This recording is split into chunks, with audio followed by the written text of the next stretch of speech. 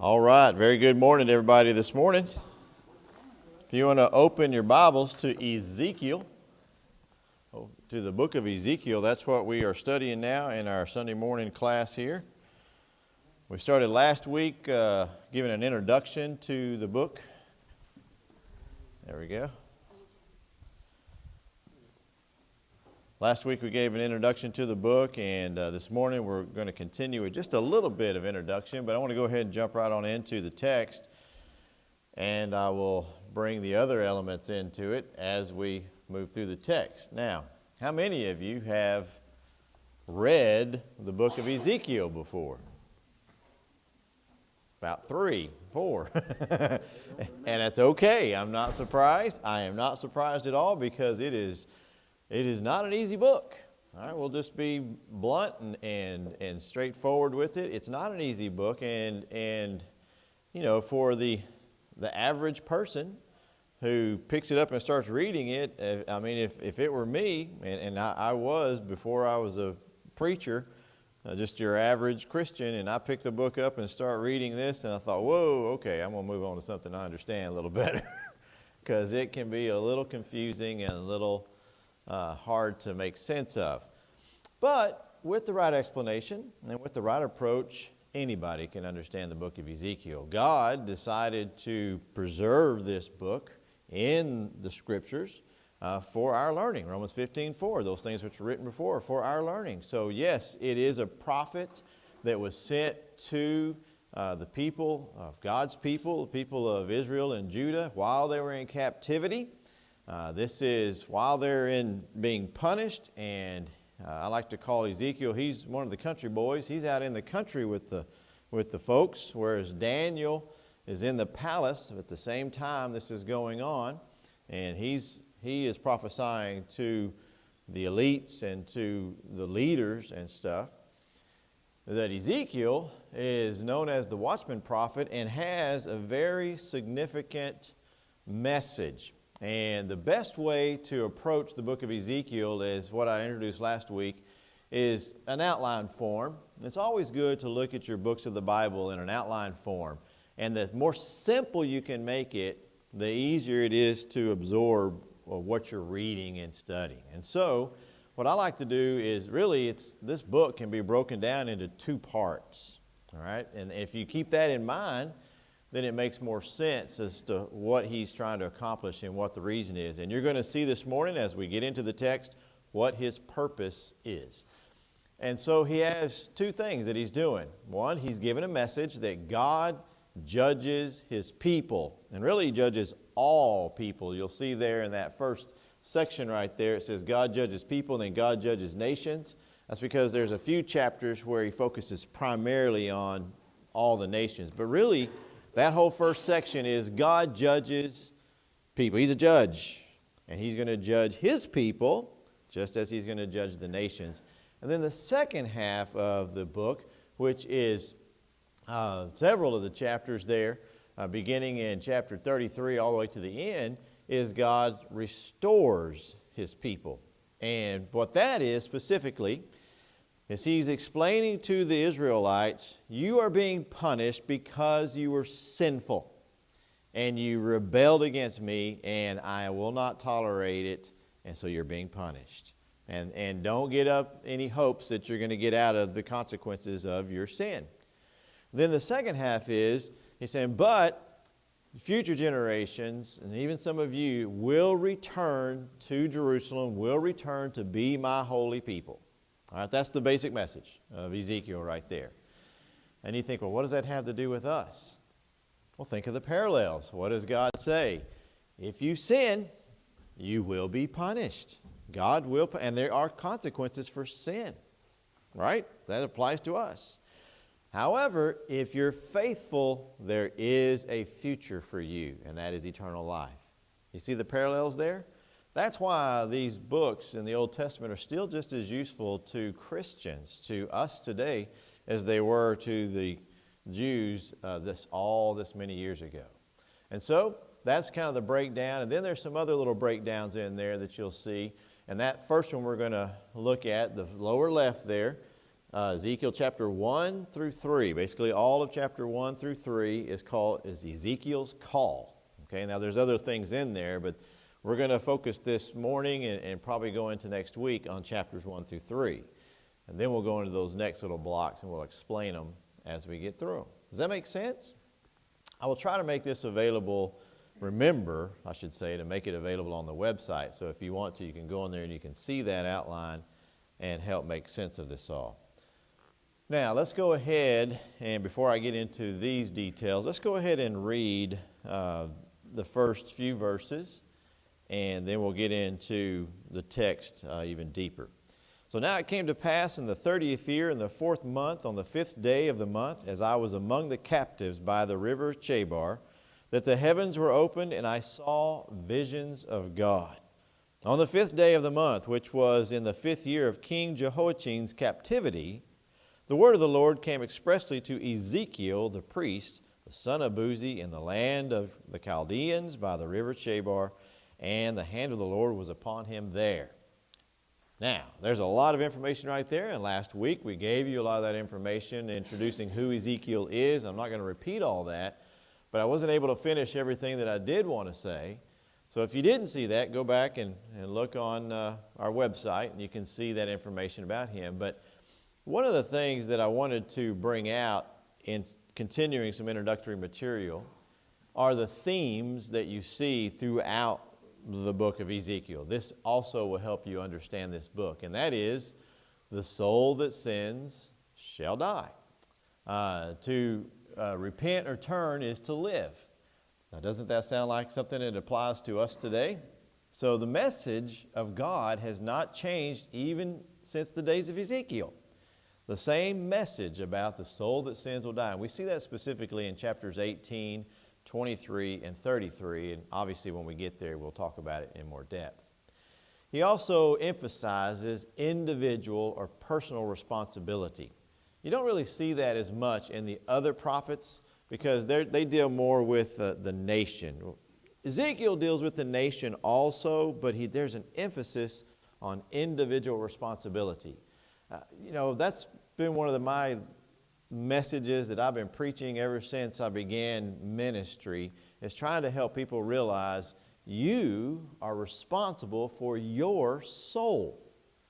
You can't get anybody else into heaven, and nobody else can get you into heaven. They can help you, but they can't get you there. You have to do it. That's why we talk about our youth. We need to help them make the faith their own.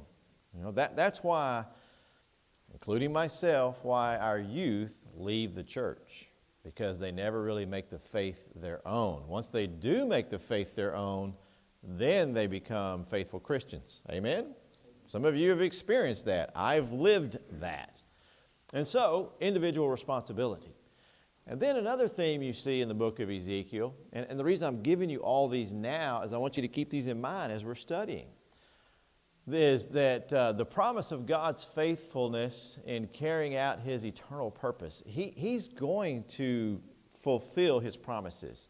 If He has promised us through Jesus eternal life, books like this show us God keeps His promises, and we can have hope and we can have assurance that He's going to keep His promise for us. Does that make sense? And so, therefore, this sinful nation must die. That's the message that He's given them. But the penitent remnant will be saved. Well, what did Jesus say? This generation shall pass away, and He says, few are those who find the path, right? It's the same message. All right. Now, he does, in the book of Ezekiel, have lots, as we saw right here, he saw, in verse 1, he saw visions of God. How many have studied with me in Revelation or have read the book of Revelation? All right. You remember all the visions and all the emphasis that we gave in that study? Well, they apply right here. All right. This is a book, it's almost like Revelation. It's full of visions. And if you remember that study in Revelation, what was the point of visions? It's just to paint a picture. It's just to make it have more impact. We forget things that we hear, but we remember things that have something different about them. Like, for example, how many of you can remember lyrics of a song far better than you can maybe recite a verse out of the Bible, right? That's because music provides that memory device. Well, it's the same way with the symbolic visions, with the imagery, with the allegories, and all the things that he does. It's just, it makes an impact in your mind that sticks, whereas just the word itself doesn't stick as well. Exactly. And so, for example, this is the way the human brain works. For example, I think everybody in here probably remembers where they were and what they were thinking, maybe even down to details of what clothes they were wearing, stuff like that, whenever 9/11 hit. As soon as I said that, everybody went right there, didn't you? It's like you had this instant where you remember, I remember right where I was standing. I remember the people around me. I remember everything about that moment. Why? Because it has impact and it etches into your brain. Well, that's the whole point of imagery. When you hear and see something shocking, you're like, whoa, and it sticks in your brain, kind of like a song and things like that. All right, let's go ahead, before I get into this next part, let's go ahead and get in to chapter 1. And the first thing we're going to see, he doesn't waste any time. Right into a vision. All right, we find out who this guy is, 3 verses, give all this information about who Ezekiel is, and then immediately into a vision. And this first vision is what I call God's war wagon. Okay, this is a vision. It's a chariot. Let's read this, and then we'll break it down and give some more information about it. Verse 4, Then I looked, and behold, a whirlwind was coming out of the north, a great cloud with raging fire engulfing itself, and brightness was all around it, and radiating out of its midst like the color of amber, out of the midst of the fire. Also from within it came the likeness of 4 living creatures, and this was their appearance, that they had the likeness of a man. Each one had 4 faces, and each one had 4 wings. Their legs were straight, and the soles of their feet were like the soles of calves' feet. They sparkled like the color of burnished bronze.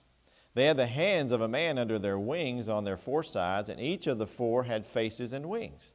Their wings touched one another. The creatures did not turn when they went, but each one went straight forward. As for the likeness of their faces, each had the face of a man. Each of the 4 had the face of a lion on the right side. Each of the 4 had the face of an ox on the left side. And each of the 4 had the face of an eagle. Thus were their faces. Their wings were stretched upward, 2 wings of each. One touched one another, and 2 covered their bodies. And each one went straight forward. They went wherever the Spirit wanted to go, and they did not turn when they went. As for the likeness of the living creatures, their appearances was like burning coals of fire, and like the appearance of torches. Fire was going back and forth among the living creatures. The fire was bright, and out of the fire went lightning. And the living creatures ran back and forth in appearance like a flash of lightning. Okay, how many think that's pretty weird? That's pretty weird, okay? And so immediately you're thinking, what? I mean, that's the way I would approach it. Just trying to wrap your mind around all the things that are happening right here. Okay, that's the hard part. So no wonder people put this book down and go, oh, I'm moving on to something more simple. All right? Well, that's why we're going to break it down and help you understand what's happening here. First and foremost, we're going to see all these different parts.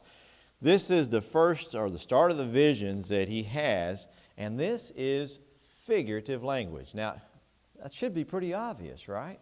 Everybody understands that this is not real. How many of you had a dream and just something weird happened, you know? Something's really strange. It's like just out of, all of a sudden I was here, and then I was there, and all of a sudden I had this in my hand, and all of a sudden this happened. And, you know, I had this thing in my hand, and, you know, they're not really supposed to do that, but I was able to do this with, you know, there's all kinds of weird stuff we have in dreams. That's the way dreams work.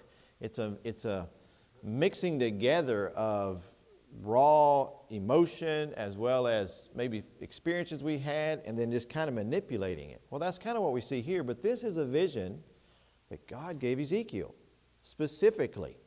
Now, let's see here where it shows.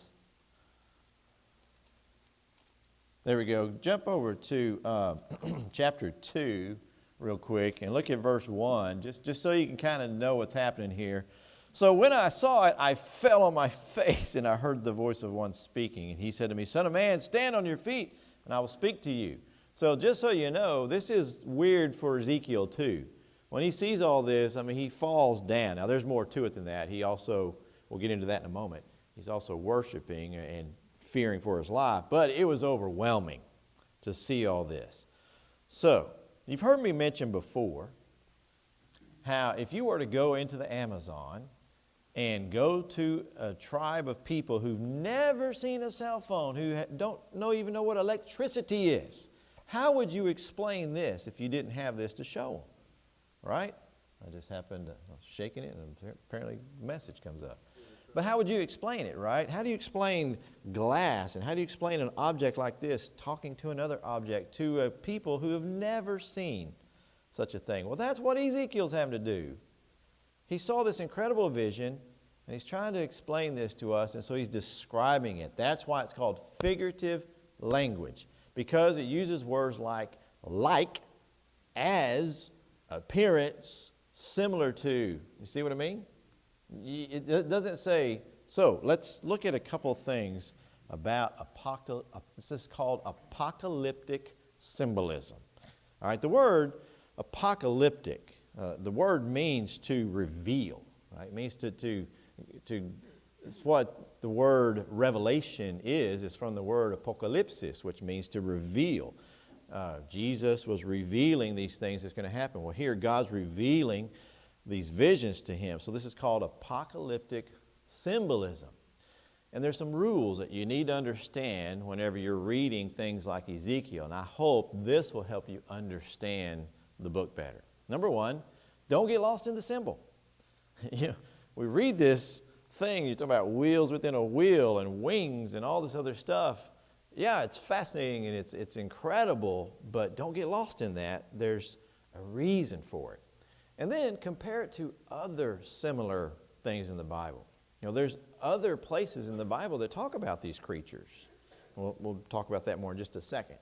Also, it's not literal. This is one of the biggest things that people get hung up on, is that they want to make everything literal, and you just can't make it literal. You have to look at it from what it's saying. And so, for example, in Revelation chapter 12, it talks about a dragon. Well, it also talks about, in chapter 5, a lamb. Now, who is the lamb in chapter 5 of Revelation? Who is the lamb? You know that. It's Jesus Christ. Now, Jesus Christ was a human being on the earth. Was he an actual lamb? No. It's so you don't take it literal. But why do they use these? Well, it's found in its name. You think about lamb, the word lamb. What does that bring to mind? It brings meekness, innocence, purity. That's the purpose of using these symbols. And so whenever the Bible calls Jesus a lamb, it's wanting you to use that imagery of his character. When the Bible calls Satan a dragon, it wants you to use that imagery. All right, that's what's happening here. Whenever the Bible is telling Ezekiel, you got these four living creatures and they have these wings, he's trying to get you to understand something about the character of these spiritual beings and what they represent. All right, they're often interpreted by the inspired writer. For example, I mentioned the dragon. In chapter 12, he mentions a dragon. Well, a few verses later, in verse 9, he says, well, the dragon is that old serpent, the devil. And so the inspired writer tells us what this thing is. Ezekiel does the same thing. Later on, he explains a few things, or you could go to another inspired writer and they'll explain it. You also need to look at the resemblance for the probable points. Again, Jesus is a lamb, and I gave you all that imagery. Well, you see that in Isaiah chapter 53. He says he was like a lamb who was led to the slaughter, and yet he opened not his mouth. That's the purpose. Is what does it resemble? What's the probable point? It means that, just what we see in the gospel accounts, Jesus was brought before those judges, before those courts, and what did he do? He didn't open his mouth. You see, there's the the connection with it. And you need to be consistent in the application. So if you have a lamb over here, you can't go to another book and use the lamb in a completely different way. Okay? And it needs to be consistent. This is all part of apocalyptic symbolism. Give you some more examples. For example, here in Ezekiel, he talks about that valley of dry bones. Now, we know that's a vision. Most of us have read that and understand that. But what do you think about when you think about dry bones? You know, they don't do anything. They can't do anything, right? They're worthless. They can't do it. And that was to represent the spirituality of Israel. They were like a bunch of dry bones. And that's why the vision shows them rising up and what God could do with them. And we could go on and on. The Bible's full, all right, full of apocalyptic language. Now, when I say full, I'm talking about in books like Isaiah, Jeremiah, here in Ezekiel, Daniel, Joel, Amos, Zechariah, and the book of Revelation. So there's about 8, 9, 10 books that use apocalyptic language, apocalyptic words, symbolism, things like that. Did I explain that okay? All right. If you can just get honestly, if you can just get those two main points, this right here, let me go back. This right here, that the book is divided into 2 parts, and it is full of symbolism, then you're good to go. You should be able to just read it, and even though you might not be able to explain every little detail, at least you would get a pretty good idea. It's like, wow, this is some pretty serious business. Before I even explain these 4 creatures, has it already had an impact on you? Like, whoa, what is this thing? All right, and it should give you a little bit of an idea about the glory of God, because that's what the vision's about, the glory of God. So let's look at it. Let's look at what this vision is and why I say it's about the glory of God. So, you have 4 living creatures. Now, remember what I said, it's all about resemblance and things like that. Don't get too caught up in everything, because some people want to say, oh, the 4 means this, 4 means that, and get into numerology. Numerology is important in the Bible, but it's, again, you need to be consistent with it. When you think of 4, and you think of the creation and stuff, what comes to mind? North, east, south, and west, right? The entire creation, right? So that's kind of the idea, is the idea of completeness. That's this idea between 4. And there's all kinds of ways that you could apply this. Now, just to go ahead and jump ahead and give you a spoiler of what he's talking about here, in verse 5, it says, from within it came the likeness of 4 living. Now he says within it. Talk about verse 4, he sees this thundercloud coming at him. Did y'all stand out, and how many of you stood out and looked at the weather whenever the different hurricanes come through? If you've ever been, and especially seen it out across the water, that's really scary when you start seeing those black clouds rolling in. In Texas, and I know Jack can attest to this being from West Texas, there's a green cloud. And when you see that, you better take cover. Because whenever the skies, they literally start boiling. I mean, you see this black cloud mixed with the gray cloud, and all of a sudden things start moving. And when you start seeing green, that's hail, and there's a tornado coming. Am I right, Jack? And buddy, it's scary, scary. So I want you to imagine that. And this is coming at you.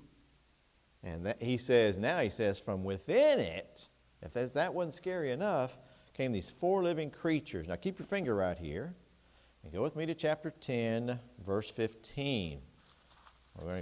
Ezekiel, remember I told you the inspired writer usually tells you what these are? 10, verse 15.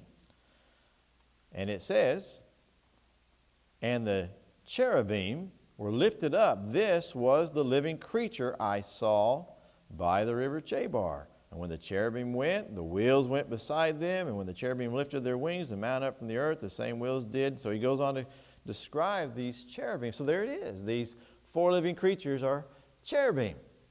That answers the question, right? Or you're thinking, okay, but what are cherubim? Is that the next question? Okay, what's cherubim, Troy? All right, well, let's look at that. Cherubim are quite interesting, to say the least. First of all, cherubim, some people call them an order of angels. Well, the scriptures never call them angels. So I don't know where some of these commentators get this idea that there's some order of angels. But what you do see is you always see them between God and everything else. All right, so the first time we see them, keep your finger here and go with me to Genesis chapter 3. Genesis chapter 3, verse 24. This is the first time we see them.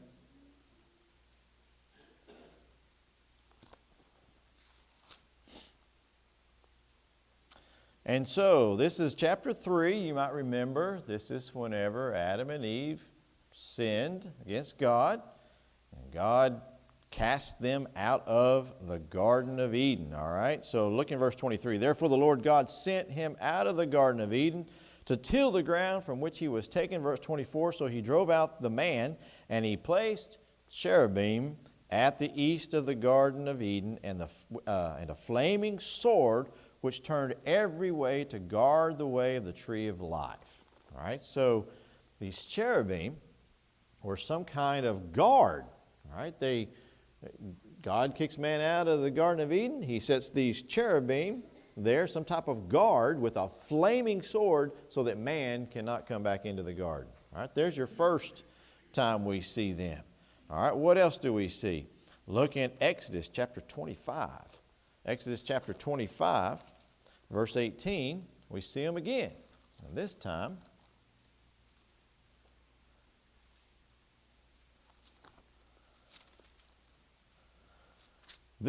they are part of the tabernacle. God is explaining to Moses how he wants things to look, the furniture and stuff to look in the tabernacle. And so he tells them, in verse 17, he says, you shall make a mercy seat of pure gold. 2.5 cubits shall be its length, and 1.5 cubits its width. And verse 18, you shall make 2 cherubim of gold, of hammered work. You shall make them at the 2 ends of the mercy seat. Make 1 cherub at one end, and the other cherub at the other end. You shall make the cherub at the 2 ends of it one piece, and the mercy seat. And the cherubim shall stretch out their wings above, covering the mercy seat with their wings, and they shall face one another. The faces of the cherubim shall be toward the mercy seat. So apparently, God gave Moses the ability and these craftsmen to see what these cherubim look like. You know, some kind of living creature that had wings. Now this is the reason why I think people like to call them an order of angels. If you do a study, and we're not going to do that right now, but I'm going to give you the synopsis. If you do a study of, am I saying this right? Angelology? I think that might be the word. And you look up cherubim and angels are 2 different things. Cherubim have wings. Nowhere in the Bible does it say that angels have wings. All right? We can sit down and study if I'm wrong, but that's been the study I've come across. But what happens is, people take those 2 and put them together. In fact, when I talk to people about the fact that angels don't have wings, they say, well, what about the cherubim? Right, they're cherubim. They're not angels. Okay, so here we have God setting some kind of guard with the flaming sword at the Garden of Eden. We have them fabricated in the Ark of the Covenant. And then last but not least, we also have them in Revelation. All right, Revelation.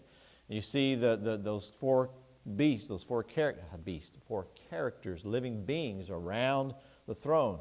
That's what this is. This is where John more or less borrowed, if you want to say that. He borrowed this imagery from Ezekiel and Isaiah to make that imagery make sense. All right, I'm trying to explain that.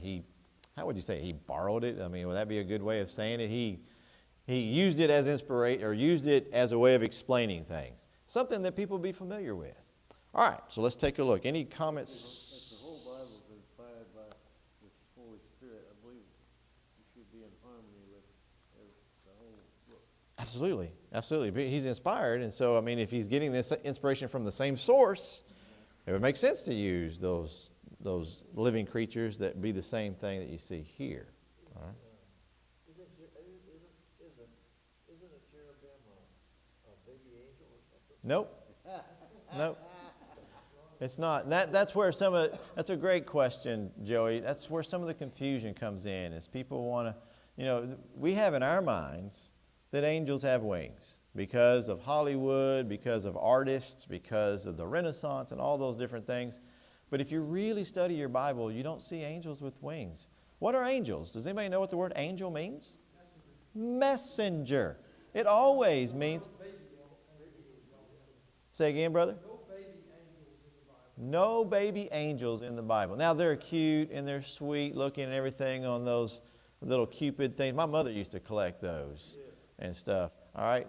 But that's not biblical. They're actually fierce. Every time you see an angel, you see people praying. So angels are not what you picture in your head. Yeah, angels are not, they're fierce. I remember one time Joe Wilson talking about angels, right? And the power that they have. Just one angel, the power that they have. And what do you typically see? What does God usually send? He sends his messenger, and usually it's not good, right? And you think about people who've actually seen angels. Gideon, what did he do? Man, he bowed down. He was afraid. Zechariah, whenever the angel appeared before him, he was afraid. And so Mary, whenever the angel came before her, she was afraid. So at the empty tomb of Jesus. And so there's power. They're always powerful.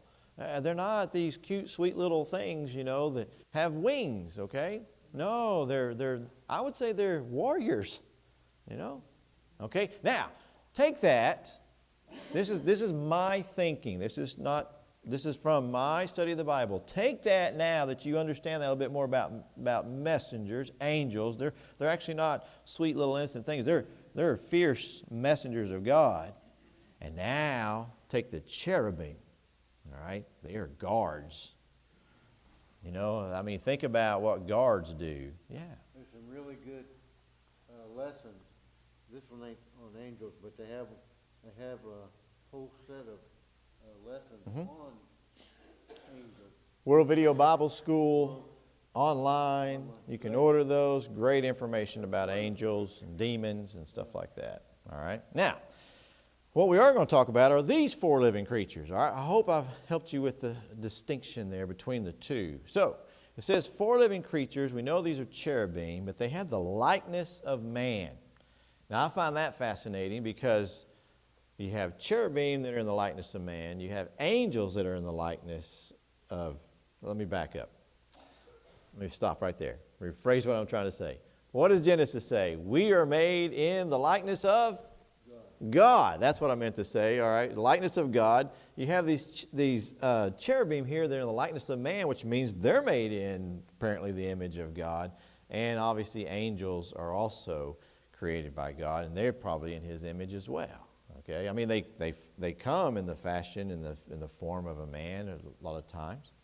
So I find that interesting when he says that. Each had four faces, and each had four wings. All right. These four faces, notice it says that one is a man, and one is a lion, one is an ox, and there's different interpretations of that. Probably the better interpretation is it's a bull, okay? And then the eagle. Now, remember what I said about apocalyptic language. What does it represent? Whenever you think of a man, and compared to all these four things, a man, a lion, an ox, or a bull, and an eagle, where does man fall in those four? He's superior to all those, right? Why? Because we're the only animal that has a brain for intellect and things, okay? Animals have brains, but they don't reason. They don't rationalize. They don't do the things that we do, right? And they also were not in the created order of dominating. God gave us dominance over all created, right? Everything on the earth. All right, then what do you have with the lion? Where does he fit in all this? Where's the lion fit in all that? He is strength, exactly. He's the strongest animal in the, in the animal kingdom, right? He had that dominance, that power, rule, and authority. All right, where's the bull come in on that? And you can mix ox and bull. What was that, Jack? Royalty, great point, royalty. And what else do you use oxen and bulls for? Work, right? And diligence and strength, right? And energy. What do we say? He's strong as an ox, or he's fierce as a bull, right? That's what that means. Okay. And then the eagle. Where does the eagle fall into those things? Aren't eagles known for their, not these, right? And they see, so vision and flight. All right, so that's apocalyptic language. What do these four beasts represent? They represent all that intellect, that power and rule and authority, labor and strength and diligence, and vision and flight. Hello? Isn't that God? All right? That's why I call this God's war wagon. Right? So it's like a chariot. And it's all of the things that are of God. Okay? Now, as we continue reading this, we see that also these are spiritual creatures, right? We're talking about spiritual things. And this is basically bearing up God's throne. This is very similar to what we read in Revelation whenever you see this imagery of God's throne. Ezekiel or John does not describe the throne. They don't say, well, it had these two arms and it had these things all around it. It's more of a general description because it's hard. You think about it. No one has ever seen God. And you're not going to see God sitting on his throne. And so here we have all these descriptors of these living beings and this idea of the throne. Let's continue reading so we can get some more information and then put all this together. Because that's part of Ezekiel also. You need to put it all together. Now as I looked, verse 15, at the living creatures, behold, a wheel was on the earth beside each living creature with its four faces. The appearance of the wheels and their works was like the color of beryl, and all four had the same likeness. The appearance of their works was, as it were, a wheel in the middle of a wheel. When they went toward any one of four directions. They did not turn aside when they went. As for their rims, they were so high that they were awesome, and their rims were full of eyes all around the four of them. When the living creatures went, the wheels went beside them, and when the living creatures were lifted up from the earth, the wheels were lifted up. Wherever the Spirit wanted to go, they went, because there the Spirit went. And the wheels were lifted together with them, for the spirit of the living creatures was in the wheels. When those went, these went. When those stood, these stood. And when those were lifted up from the earth, the wheels were lifted up together with them, for the spirit of the living creature was in the wheels. All right? So, again, this is far beyond anything we could ever imagine. And that's the purpose. Can you really grasp the depth and the incredibleness of God's nature? No. Man never has and never will. That's kind of the point of this. It's like it's hard to grasp. What do you mean? A wheel inside of a wheel, and it doesn't turn. Our wheels, we got to turn. These wheels don't turn. They go where they need to go simultaneously, and they go up and down, and they move, and it's just, we can't imagine how this works. This is an engineer's nightmare right here trying to figure this out, because it doesn't. It's spiritual. It's not intended to be literal. All right? And then we get into, I want to finish this chapter. We got 5 minutes. The likeness of the firmament above the heads of the living creatures was like the color of an awesome crystal stretched out over the heads. And under the firmament of their wings spread out straight, one toward another. Each one had two, which covered one side. And each one had two, which covered the other side of the body. And when they went, I heard the noise of their wings like the noise of many waters, like the voice of the Almighty, a tumult like the noise of an army. And when they stood still, they let down their wings. A voice came from above the firmament, which was above their heads. Whenever they stood, they let down their wings. And above the firmament, over their heads, was the likeness of a throne. There it is. In appearance, there's that. Remember I said you use those words. Appearance. In the appearance like a sapphire stone. On the likeness of the throne was a likeness with the appearance of a man high above it.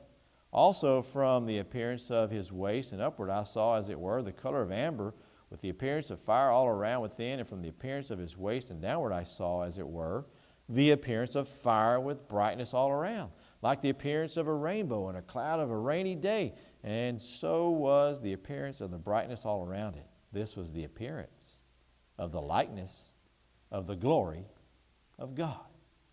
Underline that sentence right there. That's what the whole purpose of the vision is. This was the appearance of the likeness of the glory of God. Now, I would encourage you to go read Revelation chapter 4. Now that we're studying this, go read Revelation chapter 4 in your own free time and see how these look so similar. John does the same thing. He builds upon. He says there was this, and then there was this, and there was this, and he builds this big picture of the throne of God. That's exactly what Ezekiel's doing.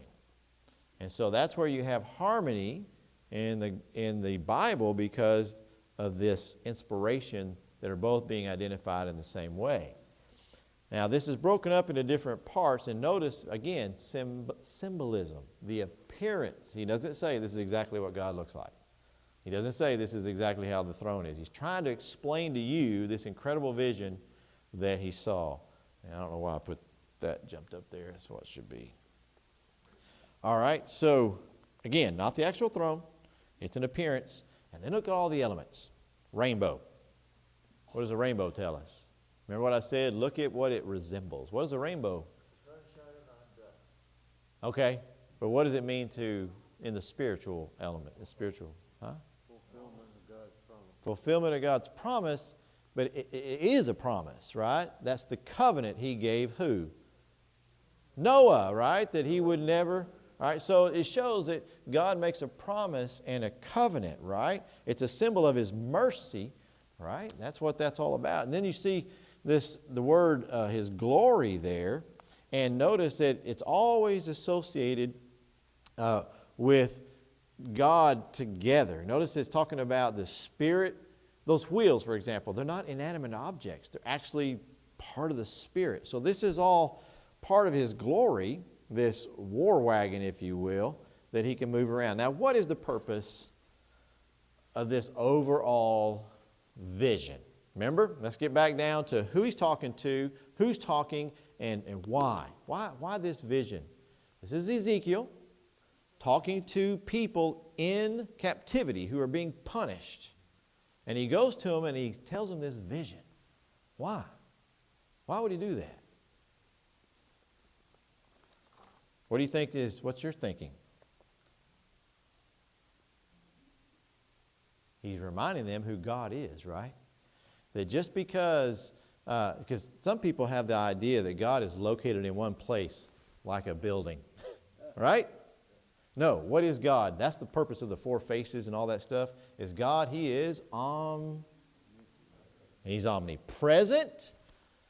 And with those four faces, that means he's also omniscient, right?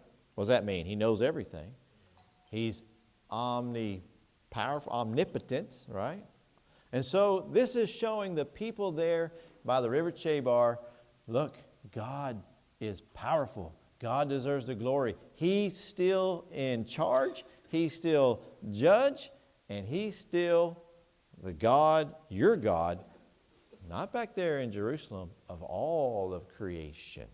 He's reminding them who God is. He's basically laying out the glory of God to these captives. Does that make sense? Okay. Hold on to that, please. I'll remind you next week whenever we start. In chapters 2 and 3, there's where Ezekiel gets his commission. And you're going to see why he gave him that vision of the glory, so that as he goes to this rebellious people, he has that determination, he has that faithfulness, he has that understanding that he can speak and preach more forcibly. Does that make sense? All right. Thanks for your attention. I hope this has helped you.